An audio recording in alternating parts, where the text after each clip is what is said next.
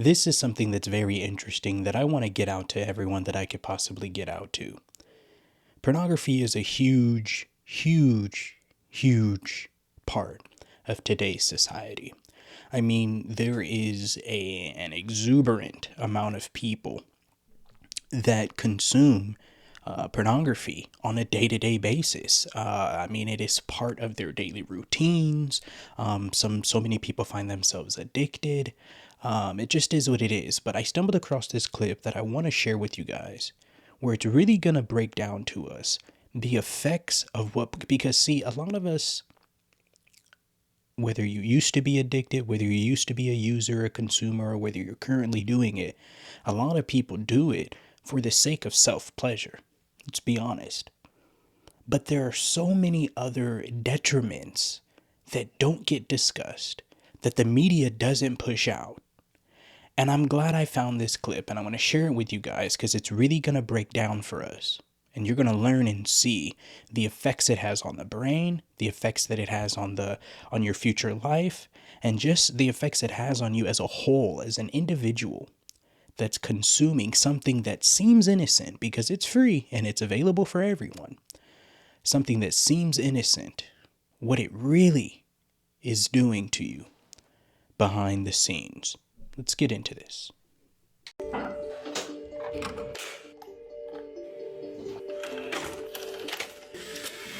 Masturbate 1,000 times a day. I can masturbate upwards of 12 times. Yeah. And then if you do this 3 times a day, bro, you're constantly stuck in this state of, jumped up. It is a disturbing issue, but one that is growing. The production of millions of pornographic images of children being sexually abused. You build that monster inside your head. That's right. So I can see where you're going on the pornography. People are addicted to it. It is the modern day cigarettes. Big increase in child pages hosted in Singapore. This V card is extremely important to me. Representation of somebody's virginity. People invest more into a photo on social media than they invest into real life. So masturbation is not a natural need. Unless you can procreate with your hand, then there's no way that masturbation could be something that's naturally occurring. People do it as somewhat of a shortcut to actual sex. The actual natural need is for you to go out and meet a partner, marry them, and then mate with them. And that's how we actually procreate. So that's something that could be a natural need, but as far as masturbation with your own hand, that makes absolutely no sense. I doubt that could ever be a natural need. It becomes an addiction when you can't stop doing it. When you try to stop doing it and then you realize that you failed 3, 4, 5 times in the future, even though you told yourself that this was the last time that you were going to do it. The unfortunate truth is that this is happening to people at especially younger and younger ages as the time goes on because of the ease of access to pornography. Now, the true main issue that makes masturbation itself a problem is the access to pornography. Usually people won't be diving deep into doing it by themselves unless there's something that would easily stimulate them. That's not natural. That is not restricted in most countries, and that has ease of access to millions of videos upon hours and hours and hours. Whoa. I wanted to point that out. Does this little splash here that you see on the screen, does that remind you, because it says there in the middle, it says remember me ? And the word me has got like orange over it. Doesn't that kind of look like the Nickelodeon Splash logo? So that makes me think that, has this stuff been trying to be pushed into children, like at these young ages? Like, that's very interesting, and that's something to think about, because there's some imagery there that I think I'm picking up on. And let me know what you guys think about that in the comment section. But you hear it all the time. Those people that we saw in those kid shows on Nickelodeon, Disney Channel, what have you, they come out and they speak. I did a video a long time ago of Bella Thorne. She came out and spoke about it.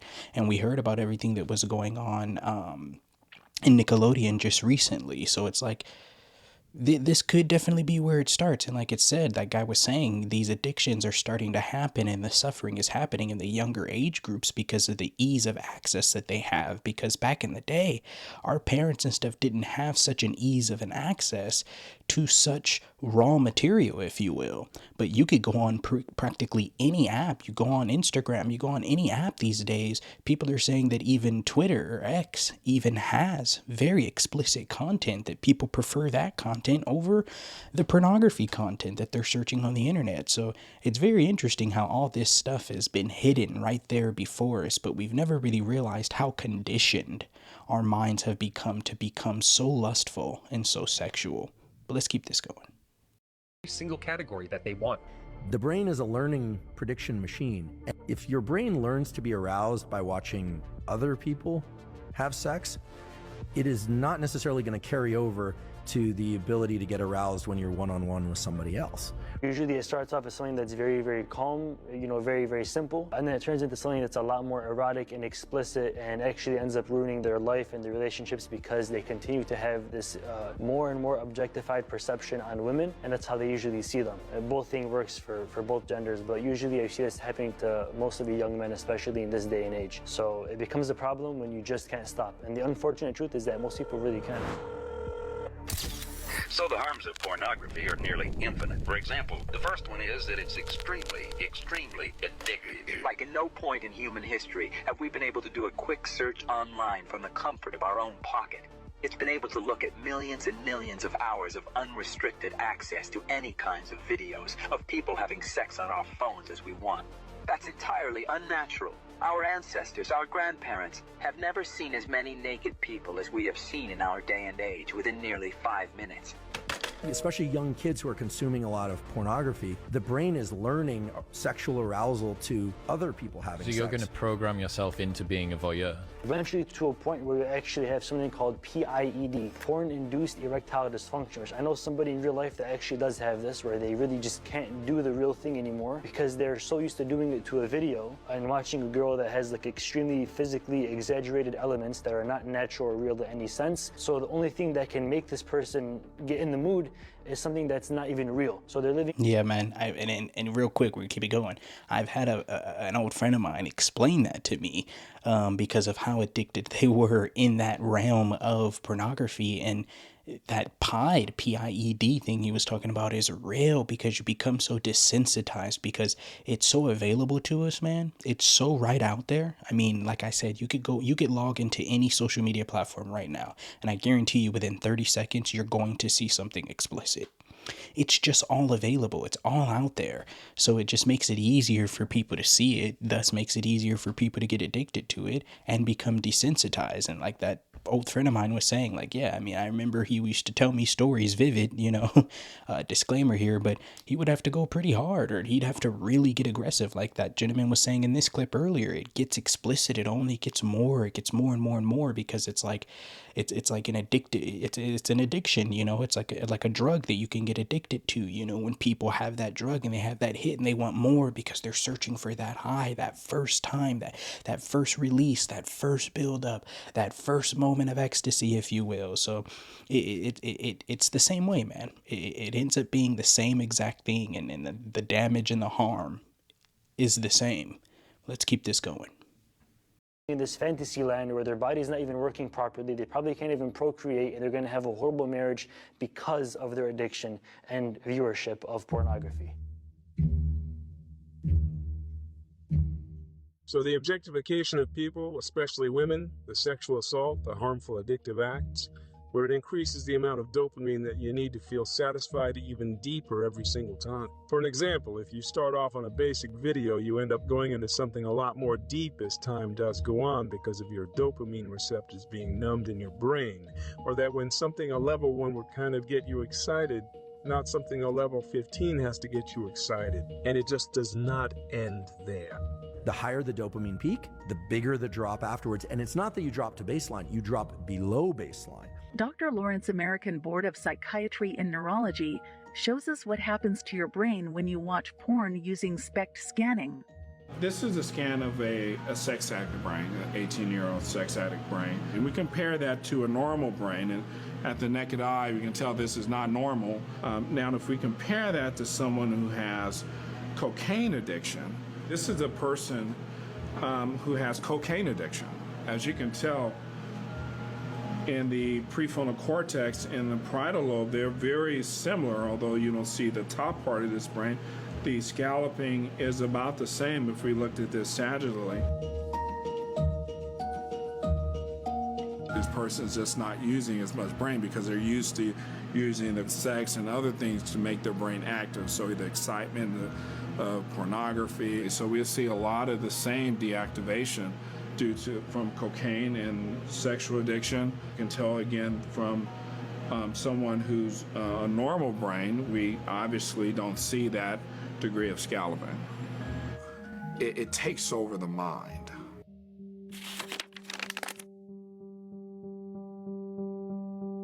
Yeah, this does definitely open the doors to a lot more erotic and harmful, even illegal acts done by people, because the videos that we're watching now, they're actually showing videos that are replicating. They're not actually in the videos, but they're like replicating people that are under the age of 18. They're replicating people Yeah, that's the sad part, because it's the imagination. So if you can think it, you know, Bible says, so however a man thinketh, that is who he is, you know. So if you can think that and you go into your imagination with that, it's training. It's just more destruction, if you will, tailoring that mindset to go into a direction that you have no business going into, because this whole realm, when you think about it, of pornography is demonic.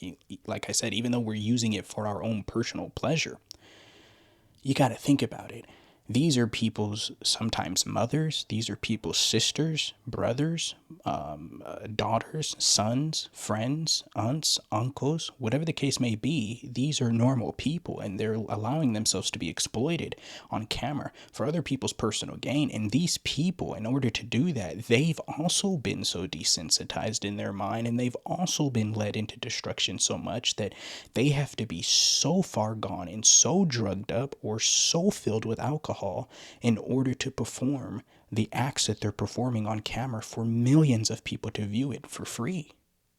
I mean, you got to think about it. Let's keep this going.